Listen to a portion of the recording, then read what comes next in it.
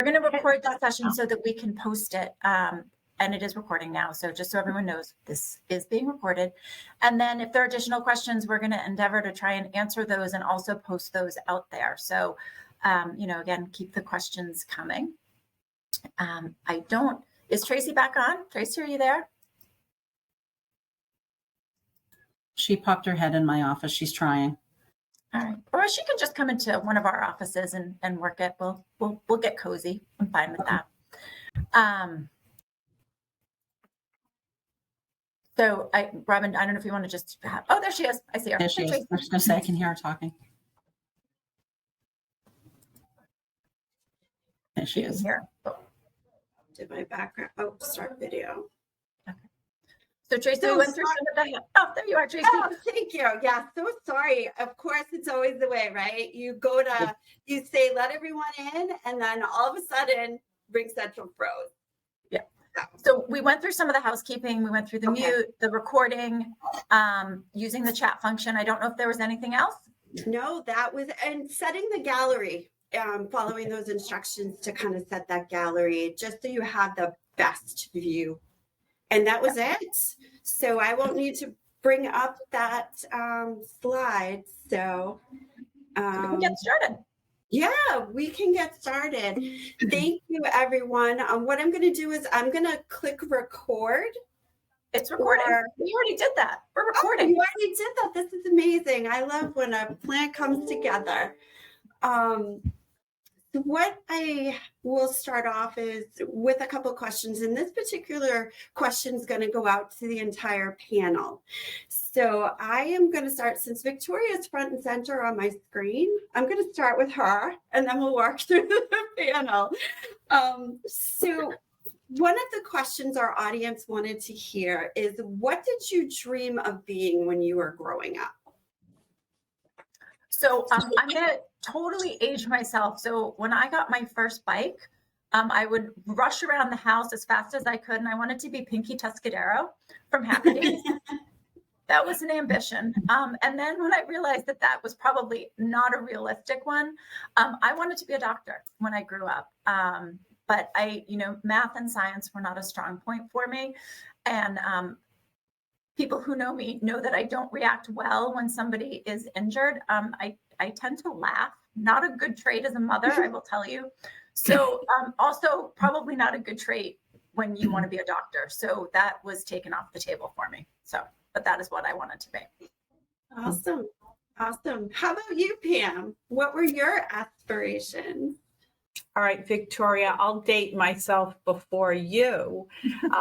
There used to be a TV show called Perry Mason, and Perry Mason was a black and white TV show. He was a lawyer, and he had a secretary named Della Street. And my grandmother would live with us half of the year, and she would watch it. And I thought Della Street had the best job in the world. And my mother had an old typewriter, and I would get the typewriter out while we watched Perry Mason and pretend I was a secretary. And I thought, this is what I want to do. And I could hear my brother in the kitchen saying, this is the stupidest thing she's ever done. So after that, I decided secretary wasn't for me. I thought I wanted to be a teacher because I love children. And that took a change. That's a story for another day. And I ended up in a bank. That was quite a path. There's more in there in between, but I'll leave that out. How about you, Vicki? What did you dream of? A few things. So when I was younger, I lived about 10 minutes from the University of Connecticut, and I spent a lot of time watching women's basketball. So growing up, I wanted to be a basketball player. My height was against me, so that didn't come to fruition, but I did play basketball throughout high school and a little bit in college when I had the chance. Haven't played in a while. I'm not sure that I would be that great nowadays, but I'm not sure if I can make those three-point shots anymore. And then after that, I wanted to become an archaeologist. I just found it fascinating to find old remnants in the dirt and look for fossils. So that's something else that I wanted to be when I was growing up. And then when I went to high school, I started taking accounting classes and wanted to be an accountant. And now here you are, CIO. Awesome. Thank you. Liz, how about you? So I haven't thought about this in a while, so it was good to get the question. I'm one of 9 kids. So when there are that many kids, there can be big age differences. So my older brother had a girlfriend, and they were adults when I was a kid. And he would bring his girlfriend to visit the family. And she was a bank teller. And she wore the best outfits, and I thought she was so glamorous. So when I was a kid, I wanted to work in a bank. And here I am being all glamorous at a bank. Thank you. Laura, how about you? So I went through a few phases, and I still don't really know what I want to do, and I'm not sure I'm completely grown up, to be honest with you. But in high school, I played a lot of sports all the time, and I was really hoping I would be really good. Like, I played basketball like Vicki, but 5 feet tall, so that didn't go anywhere. And I played field hockey, and I played this is what I played. I was a cheerleader. I mean, I just did everything I could do, but I was never good enough at anything. I was good enough to be on the teams, but that was the end of that. So that was fine. And then I decided, in high school that I wanted to be a lawyer. So that was in my mind. I don't know if it's from watching Perry Mason, because I did too, Pam, but I love Law and Order. Any law show I used to like. And then I didn't know what that didn't formulate. So after I graduated college, I just got a job at a bank. I don't know if anybody remembers Bay Bank. Remember the Bay Bank card? Just till I could figure everything out. And I just never left that industry. Yeah, I love that question. It's so fascinating to hear what people were thinking about when they were growing up. And as Pam had said, there's so many things that we take different paths and detours happen that lead us to where we end up. So with that in mind, this is another question that I'm going to pose to the panel. You've been in your roles, and your paths over the years have changed. But if you were to be just starting from the beginning right now and knowing everything that you know and done everything that you've done, what advice would you give yourself going back at that time when you were just starting out? And Pam, you popped up on my screen, so I'm going to go first with you. What advice would you give? I guess to make sure you're happy with what you're doing, and just don't settle and think this is my lot in life, or this is all I'm capable of doing. I wished I had a little more courage back when I was younger, but I thought, okay, I have this job in a bank, as Laura said, and I think this is where I have to be for the rest of my life. And I'm grateful. I've had a great career here. But there were times that I thought, oh, maybe I should try this, or maybe I should move to this job in another place. And I didn't, and I don't regret it. But I would say to people that are young, just starting out, make sure it's something you're happy doing, and don't settle, because it's your life. We all want to make other people happy, or our parents or spouse, but make yourself happy first in your career. Yeah, that's really good advice, because I think when you're happy, it all shines through and shows through in everything that you do. Yeah. Awesome. Good advice. Thank you for that. You're How welcome. about you, Vicki? What advice would you give yourself? Don't take things so seriously. I guess have a little fun along the way.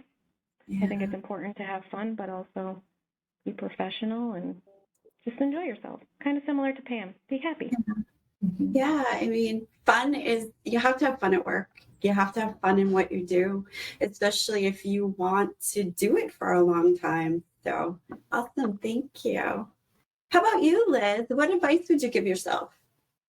You know, it's interesting. These are things I have given I gave these to myself as I've been working. So they're things I did tell myself, and I would tell myself again.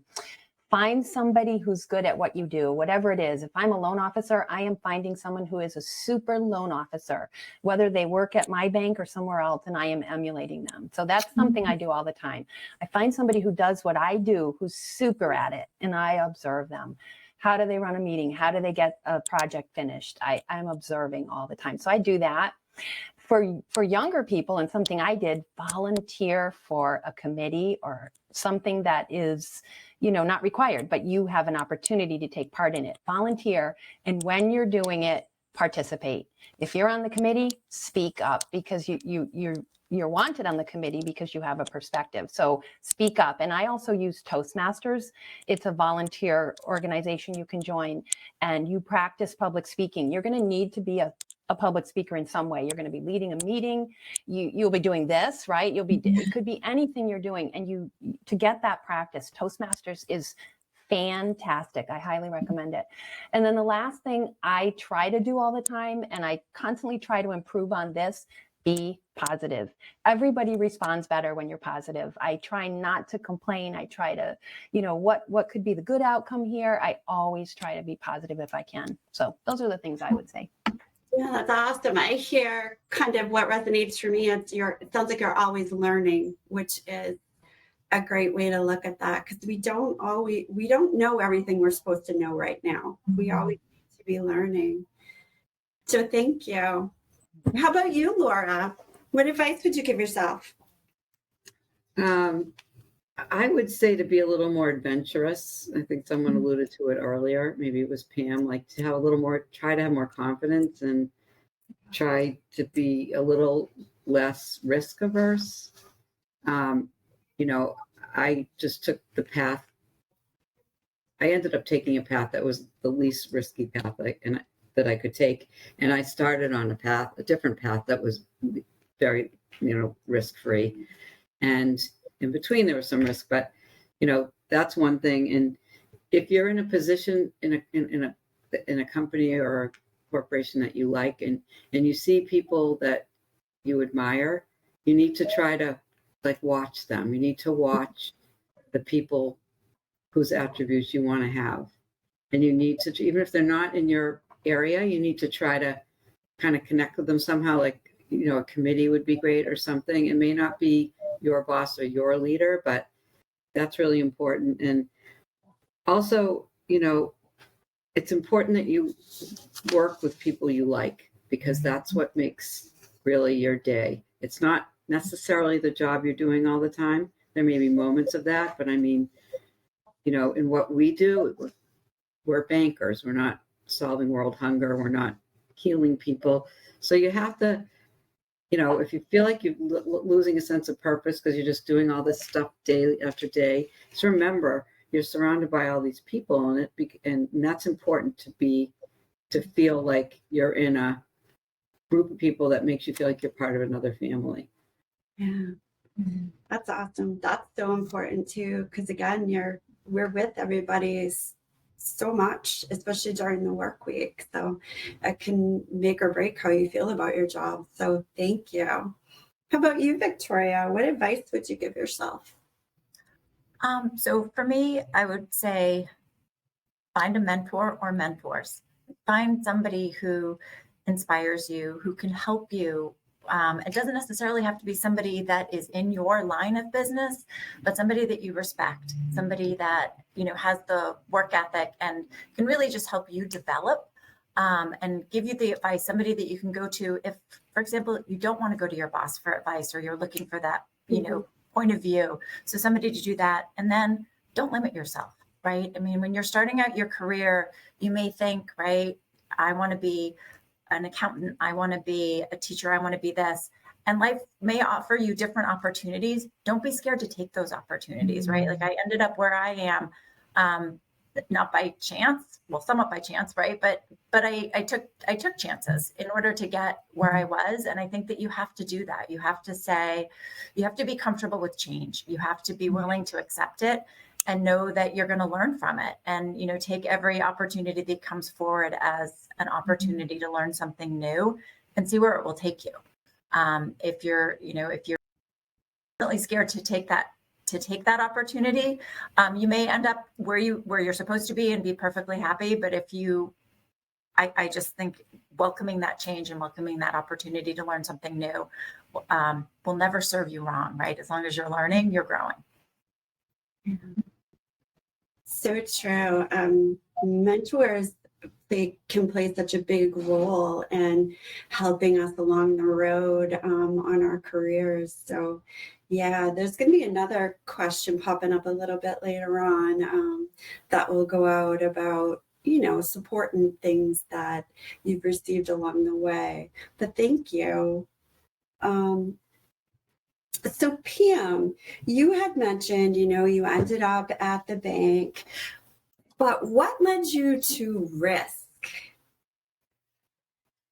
What led me to risk? Well, I started here as a teller while I was in school. Then I worked in the accounting department for many years, and then I became the bank's auditor. So that involved a lot of risk analysis in auditing all the assets in the bank.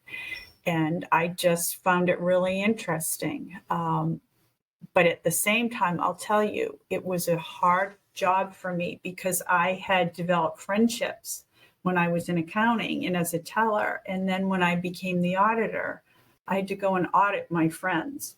And that was very difficult sometimes.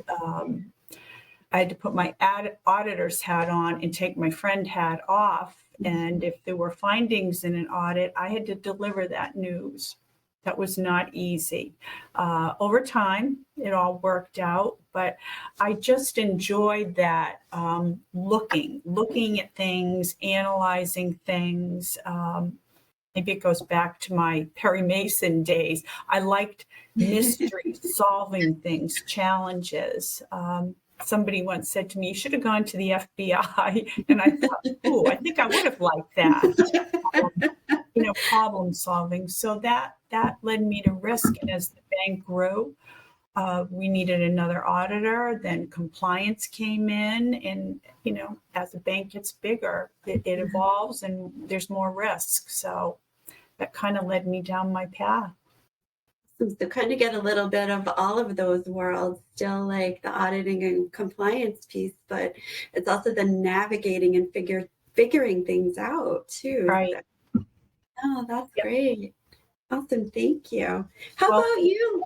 How about you, Liz? You said you ended up in the bank, but what brought you to marketing?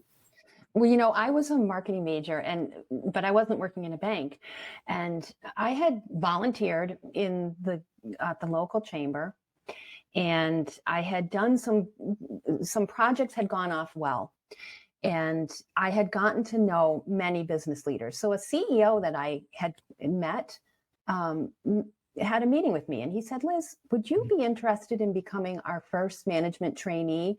And I said, what does that mean? What is that all about? And he said, "Well, we don't have a program yet, but we're working on it right now.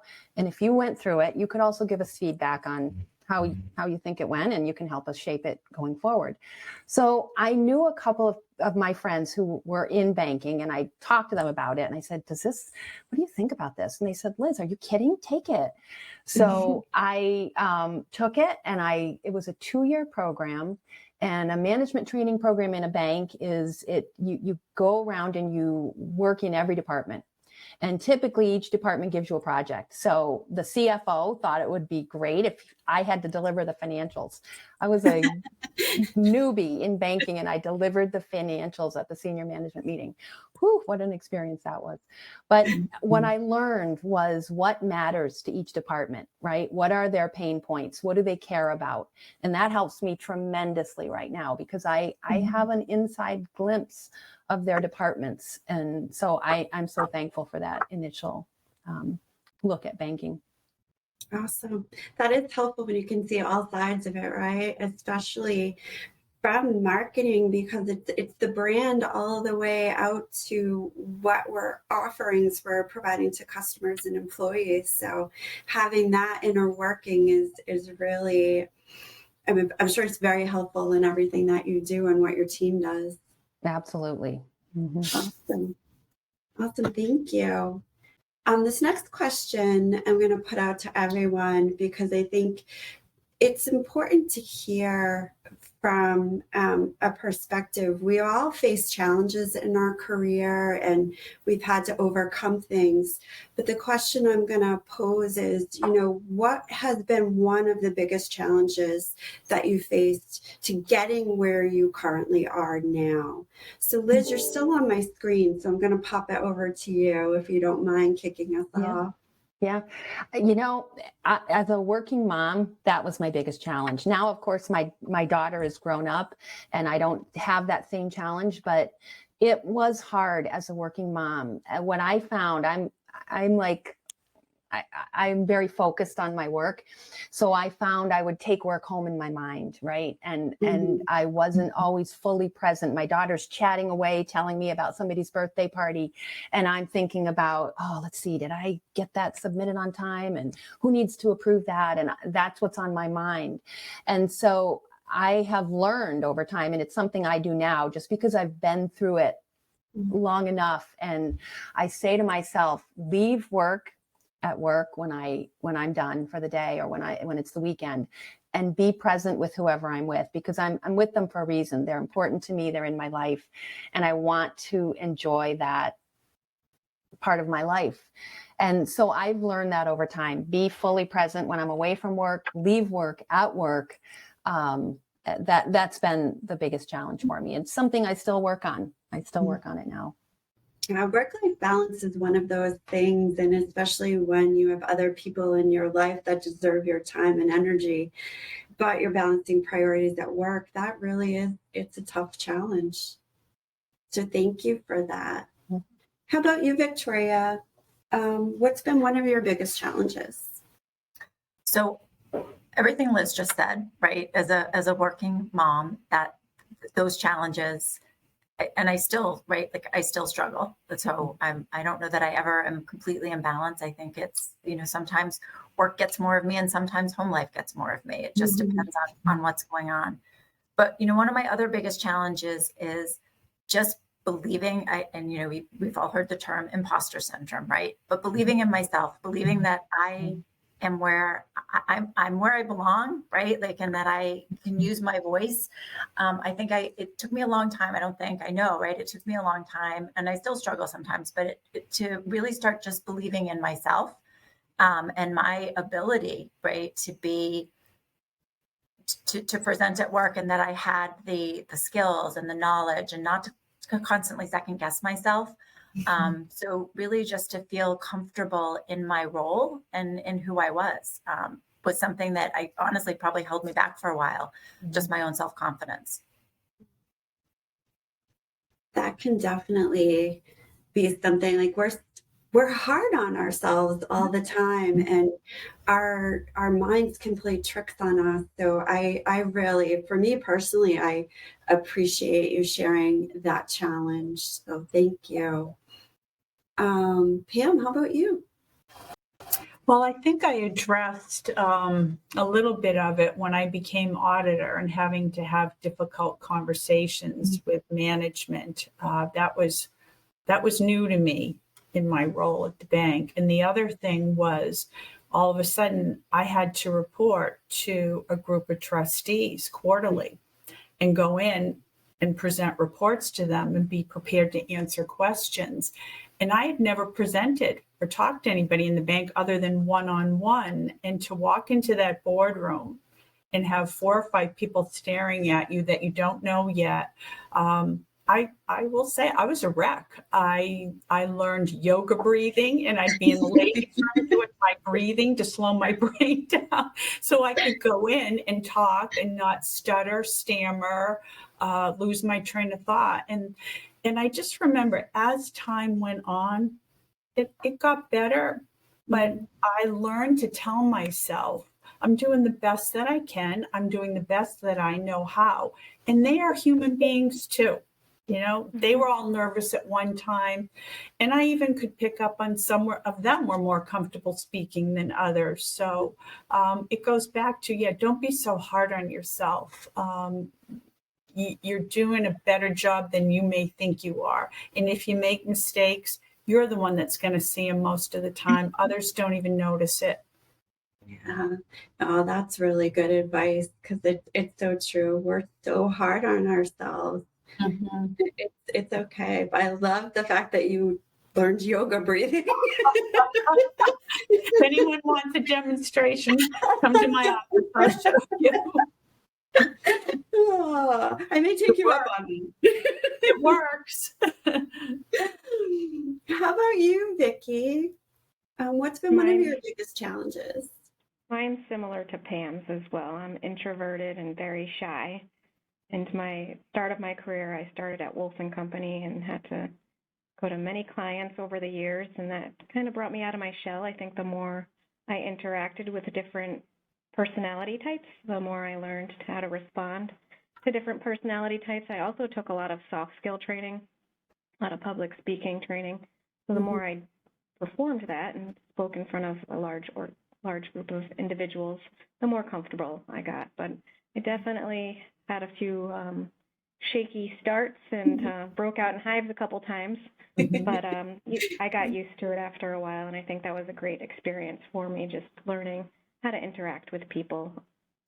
Yeah, it's funny because everyone's so different, right? And public speaking, especially when you first do it, it's like, oh, it's so overwhelming how we can feel about that. And I too broke out in hives, so I can definitely relate to that the first time I had to get in front of a group. So thank you for sharing that. And I believe, Laura, what's been one of your biggest challenges? Well, this public speaking to that point was one. I was also in a training program that was fascinating. It was Bay Banks, and you went around to all the departments. And one of the things they tried to teach us was public speaking. So they gave everyone something to present, and we all had to do it in front of our peers. And I remember when I was doing it, you got judged afterwards by the trainer. And when I was done, the trainer said, "Who are you, Mr. Ed?" And I said, "What do you mean?" He said, "You were stomping your foot the whole time." So I learned not to do that. But for me, once I was out of the retail world and went into lending, it was working with men, mostly men. At that time, I mean, really, there were very few women in banking, and lending seemed to be where they all were drawn to. And so, working with them and trying to, you feel like you have to work a little extra, I felt, to earn their respect as a woman in that field, and to communicate with them well, and to sort of learn to kind of forgive certain things that you might at that time think weren't appropriate for them to say, or just not forgive them, but kind of just put them to the side. Because really, if you wanted to move up in that world, you had to find a man who was a mentor for you. There were very few women. So that was hard. I mean, thankfully it was Peter, So, I mean, that I got lucky, but, I had to earn that too. So I think, now I think it's a little bit different. Obviously, there's more sensitivity now, but still in this, I think banking in general, there's a lot of men to deal with, not just within the bank, but the examiners and the auditors and consultants. And I think for some of us, that's, it's a different way of relating than it is when we're dealing with women. Sure. So that would be my biggest challenge. Yeah.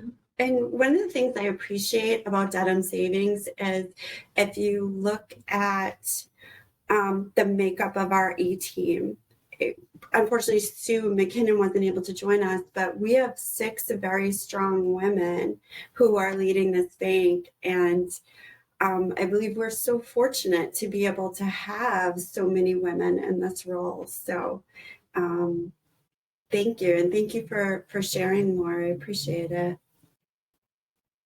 I know over time and as we grow and down our path, I'm sure we've been on the receiving end or had to deliver a conversation that was really difficult for us to give or a conversation to hear.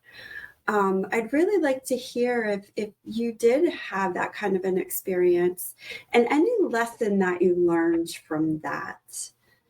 So let's see.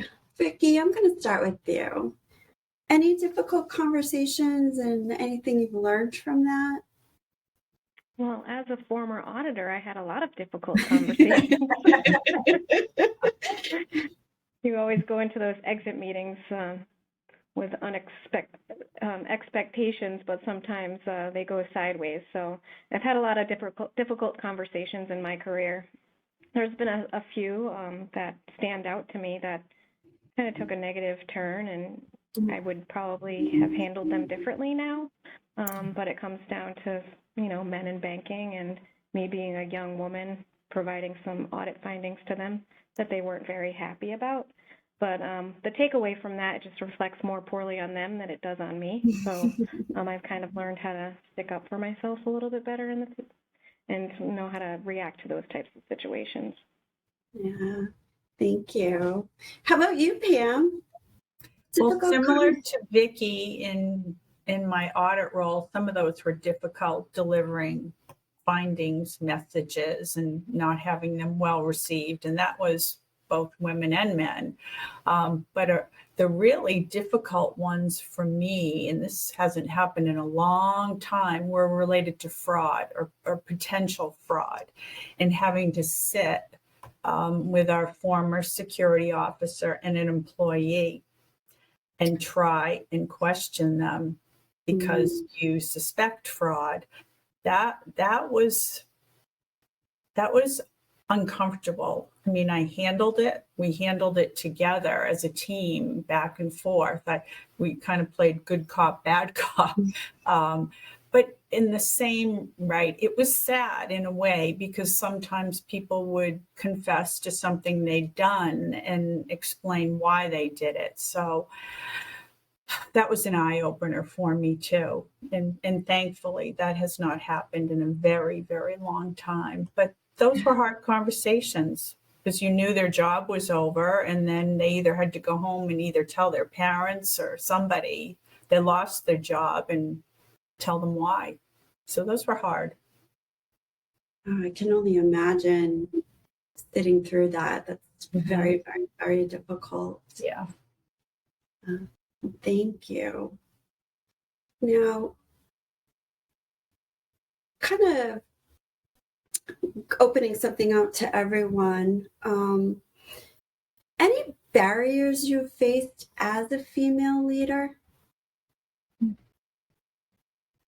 So, Liz, would you mind if I started with you? Yeah, definitely. So I will say, I feel so fortunate. Someone already mentioned it. I work at Dedham Savings, where female leadership is the norm, right? It's normal. And many of the things I have experienced, I've been doing this 23 years. It wasn't always this way, right? So some of the things I have experienced happened certainly before I got here, but they happened. And I'm sure everyone on this panel has been through some of these. And I'm also fortunate that you can learn how to counteract almost all of these through someone's written about it online. Someone's got a video about it online. There are so many resources to help you. And that's what I did. If any of these things happened to me, I researched it. I'm like, okay, what do I do here? Oh my goodness, how do I fix this? So things that have happened, right? I've been spoken over in a meeting. I just, interrupted continually by the same person. All the things that I'm sure have happened to us. Having an idea taken by a male and presented as its own. Having one example, I hired the junior member on my team was male, and I had a senior member on my team who was female. They both golfed, and the new male employee got invited to a golf event with 3 senior people, including the CEO. And my female staff member came to me crying. She's like, I golf. No one ever asked me. So, it just dealing with each of these things as they happen, or being excluded from a meeting or not given all the information in advance of a meeting. So I arrive and I don't know everything that's got to happen and I have to figure it out on the fly. I will say, first, I researched what to do every time this happens. And I've tried to counteract it, and I've learned techniques. So I feel like I've built an arsenal of things that I can do. Luckily, I don't really have to do them here. I don't, none of these things have happened to me here. And I feel so fortunate. So I don't know. I hope that answers the question. Those are things that I've encountered. Yeah, thank you. I appreciate you sharing that. How about you, Victoria? What kind of barriers have you faced as a female leader? So again, I'm going to just echo some of what Liz said, right? So being spoken over in meetings has happened. I, was in a position at one point and had my male coworker told me the only reason I was being, he felt that the only reason I was being suggested for a promotion was because he was being suggested for one and they had to do the same thing for a woman. Which, again, makes you question your own, like, am I really worthy of this? And it downplayed, right, what should have been a really special event for me, made me question it, right? But what I did was I went to my boss and I spoke with her about it.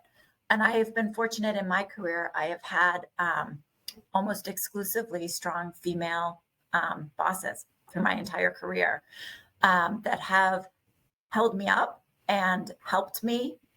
They have taught me through their own experiences, and they have been very helpful in sort of showing me how they wish they had been managed and how they wish their experience had been, so that I was able to learn from them, right? The sort of, I guess, the better way to manage.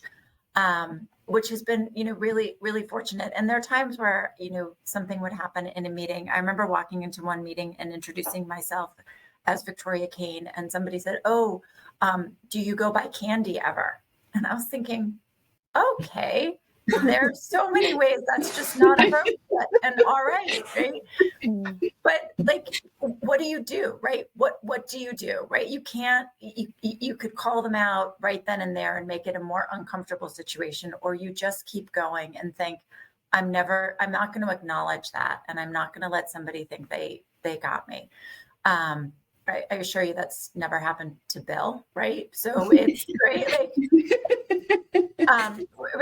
But again, these are the things that happen that we sort of say, well, and we move on, right? And in hindsight, do I wish I'd said something? Maybe, but again, it was just a case of that's not how I want to be seen. So I just kept going, and to Liz's point, I wish I'd probably done some more research on some of these things, but I did feel that I had a really strong network around me to help guide me through it. When I see Bill next time, I'm going to call him Candy. Please do, all of you. How about you, PM? What barriers? What barriers? Again, this goes back because I don't really encounter them anymore, but it goes back years ago. I can remember sitting with a man and I had a draft of a report that we were going to discuss. And I think I was 2 sentences in, and he picked up my draft, threw it in the air, and turned his chair around and put his back to me and started working on his computer. And I think my mouth got about as wide as it could, thinking, is this really happening to me? What am I supposed to do with this? And I think I sat for a second, and I just got up and I walked out and went back to my office. And I really had to think about that for a long time. And I called him and I said, you and I need to sit down and have a conversation again. And he said, not until tomorrow. So that was good for me. It gave me time to think about it overnight. But I did find my voice, and I told him I thought it was disrespectful to me that, we could respectfully disagree, but you just don't end a conversation with someone because you don't like what you're hearing. So I think I found my voice then. That's probably the first time I had the courage to do that and tell somebody that wasn't okay, the way they treated me or the way they made me feel. I tried not to point out their flaws, but let them know how I felt. And I think I continue to do that. Not that I'm a warrior fighting with people, but if I feel like someone's been offensive or disrespectful, I find my voice and let them know. I'm thinking we hopefully not all the time, but everyone's had that done to them. And sometimes I don't know if the people doing it even know they're doing it. I think they do sometimes, but others maybe not. Yeah, definitely. So find your voice. That's what I find your voice. Great advice. So thank you. And I'm so glad you were able to find yours at that time. Thanks. How about you, Vicki? What barriers? All very similar to others. Working with at some of my bank clients, I've had similar situations where I'm immediately felt to be uncomfortable during an exit meeting, and I just kind of shut down. But I didn't find my voice then. I would leave the meeting just feeling a little bit deflated, and then go to my male counterparts that I trusted to hopefully help the situation going forward. I do have a lot of great male mentors that I can reach out to as a resource. That's awesome. That's awesome. It is tough. That's such a tough position to be in, and just figuring out how to find your voice. And I love the fact that you did have male mentors, because sometimes we need that other side or that perspective from that. So thank you. And it looks like Laura, last but not least. What barriers? A lot of the same things, but Tracy, you might relate to this particularly at East Boston Savings Bank. The CEO there is a very interesting guy. The bank's doesn't exist anymore, but he's a very bright, kind of tough. How would you describe him? Old-fashioned. I'm trying to do this in the best way I can. Yeah. Person. He can be gruff and brisk, but the thing that this is really the only time I felt this, because I've been lucky with I've always worked for men with the men I've worked for, but I would have to go to these executive committee meetings with loan presentations, and I would walk in and he would say, "Oh, good, Lorna's here." And I just, the first couple of times I just said nothing. And he'd say, "I remember your name because it's like the cookies." That's what he would say. And then there was this director, Vinny. Do you remember Vinny? Bissell? This lovely Italian guy. Sit next to me. Like, he treated me almost like his granddaughter. But the point was, nobody really took me seriously in the meeting. I'm there to present these loans. The CEO doesn't even know my name. And this other, director, kind of treating me like a, I don't know, a niece or a granddaughter. And it was so deflating, I would go to present the loan and I don't even think they were listening to me. They're just laughing about the cookies, and I don't. So after a couple of times, I said to my boss, who was a really nice guy, can you just do me a favor? Just tell Dick what my name is and ask him to use my name. It's really uncomfortable. It really is. And he said, "Yeah, I know. He doesn't mean anything by it, but these are subtle things, you're made to be uncomfortable and not taken seriously." So he helped me out. He was great. I tried to brush it off as being funny and cute, but I just really couldn't, because I just thought it was so rude. Like, I was the senior vice president of the bank and you don't even know what my name is. So thankfully I've also had some really good male mentors to help. That is good, because I I don't know, it's a tough place to be in. It's tough to feel that way and then just trying to figure your way out of it. So I'm glad you, as like Vicki had some strong male mentors that you could, connect with and talk with about that. So that's important. So thank you. So I'm going to bounce this particular question out to a couple of you. Is there a difference between your leadership style and your male counterparts? Vicki, do you have a different style, or what have you seen? I don't think I do, but I'm sure those that work for me might have another opinion. I've had a lot of great male bosses that I've wanted to model after, so I think that I have a similar leadership style than the males that I've worked for in the past. Mm. Awesome. Thank you. It's so hard with your style, right? Like you have your style and you think, oh, this is my style, but how do others perceive that or see that, or how are you matching with someone else's style? So it's all it's a lot to think about. How about you, Laura? Is there a difference between your leadership style and some of your male counterparts? I think definitely. I think Yeah. there is. I think that men are they're different, even if as understanding as some of them are now and sensitive to the things that the Spanx made important. They have different leadership styles. I think they don't, and maybe it's a good thing sometimes, take as much time to kind of figure out what's really wrong with someone or a group or an area.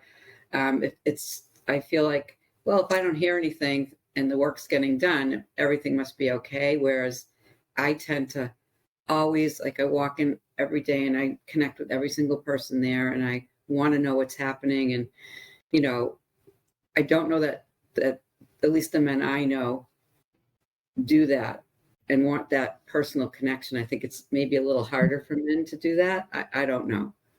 I think they're all great, don't get me wrong, but it's just different. Yeah. Yeah, it is different. I mean, we all communicate different and see things differently, but that's what I also love or enjoy about getting someone else's perspective on things or trying to figure out how they're seeing things through their eyes opposed to how I'm seeing it through my eyes. So, yeah, thank you. Victoria, is there anything in your career that you would like, oh, geez, I just want to do over on that? Jeez. Yesterday? No. There's, no. It's hard to say, right? Because I am where I am because of all the experiences I've had to date. So are there days as I'm going through them or, weeks when I look back and I say, if I could do that week over again, I would have made some different decisions. Sure. Right. But in the totality, I'm grateful for every experience that I've had. Not all of them were great, but again, they all got me to where I am. And I am grateful for all of those experiences. Right. So I don't know that I would do a do-over because I think I've learned something important from everything that I've had to go through. I know that sounds like a little bit of a cop-out, but it's true, right? I think you have to look at everything as a learning, right? Everything helps you get to where you are. And you can take, Liz was talking about being positive, right? I can look at everything through a positive lens and just be grateful for what I've learned and to get to here. Awesome. It's true, right? It's the lessons that we learn that along the way. And if we didn't learn those lessons, we may not be where we are today. So, yeah. So thank you for that. How about you, Pam? Anything you would like a do-over on? Oh, outside of work, dating, high school and college.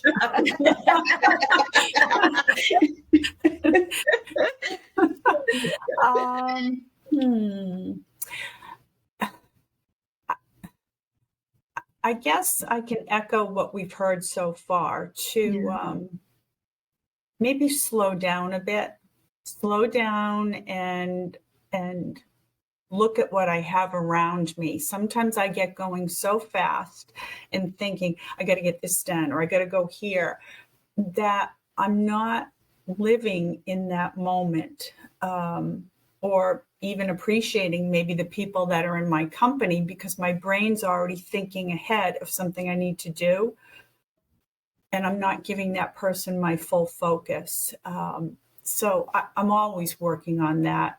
I'll be working on that for the rest of my life. But I'll just leave you with a thought. There is a song that I love that the Beatles do, and it's called In My Life. And if you haven't heard it, listen to it and read the lyrics. It's a beautiful song about the ins and outs that happen during life and how it impacts you.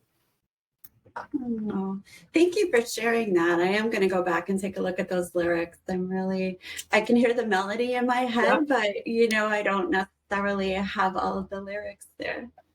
So thank you.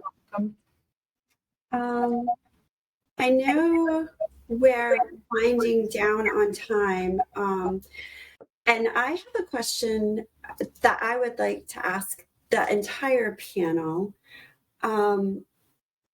What is one piece of advice that you could give emerging leaders or mid-tier leaders that can help them along their way as they're undergoing their journey now?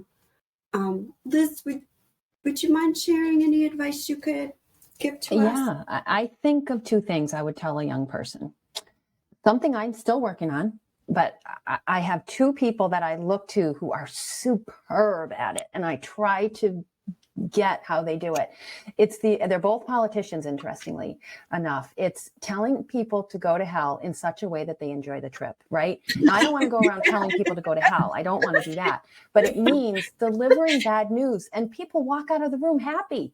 Oh, yeah, I'll see you next week. There are people who are so good at that. And it is a gift. It is a gift. And I am trying to gain that gift. And I do it in tiny pieces, just trying to get better at that. That is one thing. And the other thing I would say is be open to feedback. Don't get defensive, right? I launch a new website and somebody says, I hate that front banner you've got out there. I have to hear that. And I can't get defensive about it. I just have to say, okay, let me evaluate that. Let it sit with me for a day. Let me get back to that tomorrow, and just not get angry right away and say, why didn't they just tell me it was wonderful? So those are the two things I think about. Thank you. Thank you for that. How about you, Laura? What advice would you give? We've all spoken about a mentor or sort of modeling behavior after someone who you admire. And in Liz's case, for example, it doesn't have to necessarily be someone in the bank, right? It could be somebody else in media or in politics or whomever that you admire. I would also say be patient, because be patient and open, because things don't always happen at the same rate of speed that you want them to. Mm-hmm. And that's okay to a point. So those would be my two pieces of advice, because those were things that I didn't do and I should have done. And once I did them, things were better. Thank you. Thank you for sharing that. Victoria, how about you? So, Liz, I keep stealing Liz's things or jumping on the back of them, but I really do believe that it's important to be open to feedback, right? You take it well when it's received, ask for it. I think it's important to ask for feedback because, that's how you're going to grow and how you're going to learn. The other thing I would like to say is, be kind to those around you and don't burn bridges, right? You never know when you might run into somebody again, or when you may need someone to be kind to you, right? So I think sometimes we forget the importance of being kind and how we treat people. So, just be kind to each other. Especially in such a small world like banking, paths cross so frequently. It's just the nature of the business. So thank you so much for that feedback. How about you, Vicki? What advice would you give to those coming up? Be an advocate for yourself. If you have goals, make others aware of what your goals are. Otherwise, you might be overlooked. That's a very powerful advice. You do have to advocate for yourself because, sometimes we would hope that someone might do that for us, but that doesn't always happen that way. And our voice needs to be involved too. So thank you so much for that.